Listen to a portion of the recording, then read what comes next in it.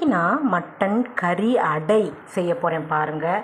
அதுக்கு தேவையான பொருட்கள் பாருங்கள். பச்சரிசி மாவு அரைச்சது, கடலைப்பருப்பு ஊற போட்டு அரைச்சி, வெங்காயம், பச்சை மிளகா, மல்லி இலை, கருவேப்பிலை, இஞ்சி எல்லாம் போட்டு அரைச்சி வச்சுருக்கேன். அப்புறம் கொஞ்சம் கரம் மசாலா தூள் தூவுறதுக்கு எடுத்து வச்சுருக்கேன். இது மட்டன் ரோஸ்ட்டு செஞ்சு எடுத்து வச்சுருக்கேன். இது எல்லாத்தையும் கலந்து இப்போ கறி அடை செய்வேன். அதை உங்களுக்கு நான் இப்போ வீடியோவில் காமிக்கிறேன். அந்த அடையை காமிக்கிறேன் பாருங்கள். இந்த கறி அடையை எப்படி செய்கிறேன்னு பாருங்கள். நல்லா மாவை பரத்தி அதுக்கு மேலே கடலைப்பருப்பு அரைச்சி வச்சதை நான் கலந்து வச்சுருக்கேன். அடுத்து மட்டன் எல்லாம் மேலே ஊற்றிருக்கேன். நல்லா எண்ணெய் ஊற்றியாச்சு, மொறுமொறுன்னு கரம் மசாலா பொடி தூவியாச்சு.